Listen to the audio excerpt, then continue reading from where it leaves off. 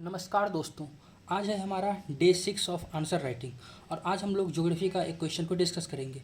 आज के डिस्कशन में स्पेशल चीज़ ये है कि आज का आंसर हम लोग देखेंगे ना कि किस तरह से आंसर को फ्लो चार्ट के माध्यम से ही पूरा फ्रेम किया जा सकता है या फिर ना मैप का किस तरह से अप्रोप्रिएट यूज किया जा सकता है। तो let's start the discussion the question.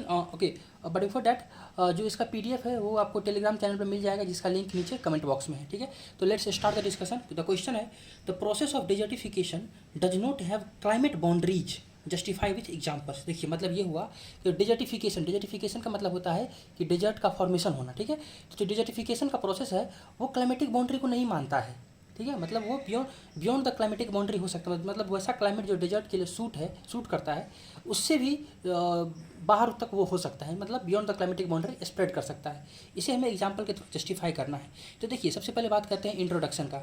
यहाँ पर हमने क्या किया, देखिए इसमें देखिए जब आपको कुछ नहीं पता हो कि इंट्रोडक्शन में क्या लिखे, तो जस्ट फाइंड द कीवर्ड। हम लोग पहले भी डिस्कस किए ये बात, find the keyword and define it, वही मैंने किया यहाँ पर। तो desertification is a process of land degradation इन कहाँ पर arid, semi arid and dry सब ह्यूमिड एरियाज। यूजुअली ये जोग्राफिकल रीजन्स है, यहीं पर डेजर्टिफिकेशन होता है mostly. Collectively resulting from the human activity and climatic variation, मतलब हमने डेफिनेशन में कई सारा चीज़ों को यहाँ पर इंक्लूड यानी इनकॉर्पोरेट कर दिया। देखिए तो ये मेरा हो गया पहला पैराग्राफ। देन आगे मूव करते हैं। अब देखिए अब हम लोग किस तरह से क्वेश्चन की तरफ फोकस्ड होंगे। लेट्स सी, बताया क्या है कि total 33% of the globe land are comes under the desert. In the past several decades, the range and intensity of desertification has increased. ठीक है, तो 33% टोटल एरिया है। पास्ट कुछ डिकेट्स में डिजर्टिफिकेशन का रीजन और जो किस रेट से इंटेंसिटी मतलब रेट ऑफ डिजर्टिफिकेशन इंक्रीज कर गया है। So now region of desert is not restricted to their traditional area और traditional climate.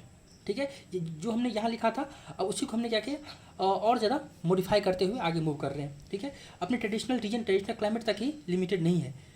It has surpass their original climate boundary due to the given reasons. अब सीधे हम लोग body के part पर आ जा रहे हैं कि अपने इन्होंने ओरिजिनल जो उसका क्लाइमेटिक बाउंड्री था उसको उन्होंने कैसे सरपास कर लिया। आप देख सकते हैं किस तरह से हम क्वेश्चन से को आंसर से टोटली रिलेट करते हुए चल रहे हैं। देखिए पहला है effect of climate change. Climate change का क्या इफेक्ट हुआ डिजर्टिफिकेशन में। देखिए अब देखिए हमने फ्लो चार्ट के माध्यम से हर कुछ को एक्सप्लेन करने की कोशिश किया।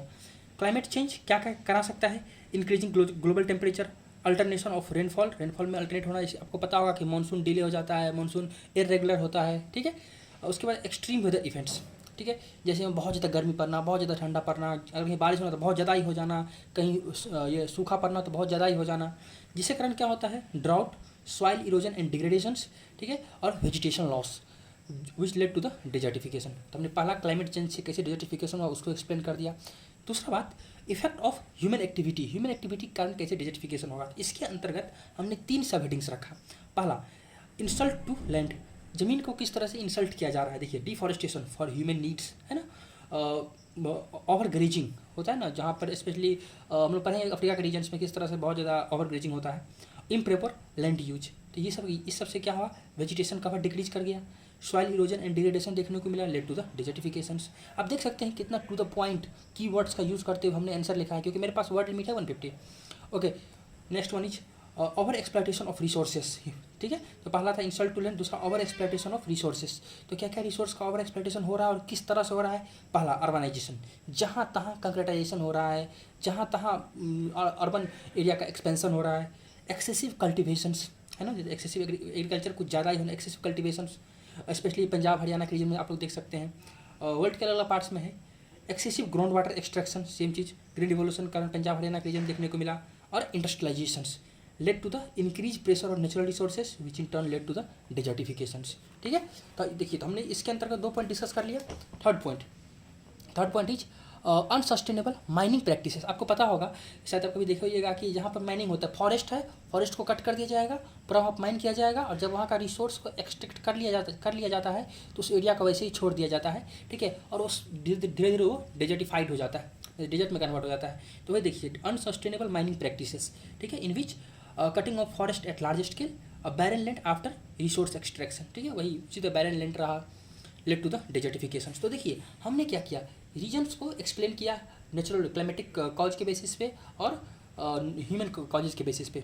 अब देखिए अब मेरा क्वेश्चन इतना ही नहीं था, मेरा क्वेश्चन ये भी था कि हमें जस्टिफाई करना है विथ एग्जाम्पल्स। तो अब एग्जाम्पल्स के थ्रू इसको हम लोग जस्टिफाई करेंगे। और देखिए मैंने कितना बेहतरीन तरह से एग्जाम्पल्स को थ्योरी में लिया, क्योंकि देखिए आपका कॉपी एग्जामिनर के लिए इंटरेस्टेड होना चाहिए। तो हमने क्या किया, उसके लिए मैप का यूज़ किया, ठीक है, जिसमें ऑफकोर्स ज़्यादा मार्क्स मिलेगा।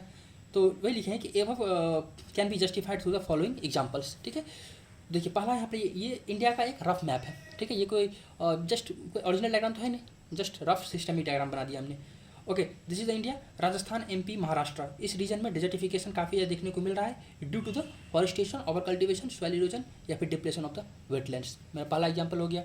दूसरा एग्जाम्पल्स, अब देखिए ये इंडिया का वेस्ट का पार्ट है, दिस इज द राजस्थान का रीजन, गुजरात का रीजन, नीचे महाराष्ट्र हो जाएगा। तो यहाँ पर हमने ये थार डेजर्ट को मतलब पुट किया यहाँ पर, ठीक है।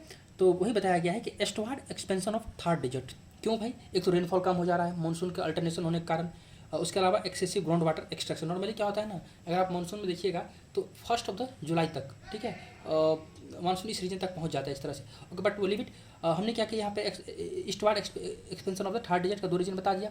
देन उसके बाद अभी देखिए, अभी तक 2 एग्जाम्पल हमने क्या किया, इंडिया से लिया, ठीक है। अभी ग्लोबल एग्जाम्पल के थ्रू हम इसको जस्टिफाई कर दे रहे हैं, ठीक है। आपको पता है दिस इज द अफ्रीका, ठीक है, और this is the Sahara desert. तो सहारा डेजर्ट इसको साहिल रीजन बोलते हैं हम लोग, ठीक है, जियोपॉलिटिकल टर्म में। तो सहारा डेजर्ट किस तरह से स्प्रेड कर रहा है southwards due to the सबसे मोस्ट कॉमन कॉज है ओवर ग्रेजिंग, उसका अलावा माइनिंग है या फिर अनसस्टेनेबल लैंड यूज है। तो इस सब कारण क्या है, सहारा का एक्सपेंशन हो रहा है। तो इस तरह से हमने क्या किया, एग्जाम्पल्स के माध्यम से वाया मैप इसको एक्सप्लेन किया, जस्टिफाई किया। अब इसको कंक्लूड करते हैं। देखिए कंक्लूजन मैंने कितने सही तरह से यहाँ पर रखा है। Thus it can be said that growing desertification is a multifactorial, क्योंकि कई सारा फैक्टर्स हम लोग पढ़े, multifactorial phenomena which is a threat to agriculture, food security, water availability and hence livelihood. यानी इन सब चीज़ों के लिए क्या है, डिजर्टिफिकेशन एक समस्या है, ठीक है। तो अभी तक हम लोग चिंता किस तरह से वरीड है उसके बारे में डिस्कस किए हैं। अब पॉजिटिव एस्पेक्ट पाएंगे। This phenomena does not owe any international, regional या क्लाइमेटिक बाउंड्रीज। देखिए मेरे यहाँ पर भी ये रिफ्लेक्ट हो रहा है कि मेरा क्वेश्चन क्या था, एग्जामिनर यहाँ पर रहेगा उसके दिमाग में क्लिक कर जाए, अच्छा क्वेश्चन ये था, मीन्स आपके आंसर से तुरंत रिफ्लेक्ट होना चाहिए, ठीक है, भटकना नहीं है। Hence it is a need of humankind, यहाँ पर humankind to adopt a comprehensive strategy to adapt and mitigate the effect of desertification. तो ये ह्यूमन काइंड का नीड है कि हमें एक कॉम्प्रिहेंसिव स्ट्रेटजी को अडॉप्ट करना होगा, ताकि हम लोग डेजर्टिफिकेशन के इफेक्ट्स के लिए अडाप्ट कर सके, मतलब उसमें रहना सीख सके और मिटिगेट कर सके उस, ताकि फ्यूचर में ना हो, ठीक है। तो ये रहा हमारा आज का discussion. Thank you, I think आपको अच्छा लगा होगा। Thank you so much.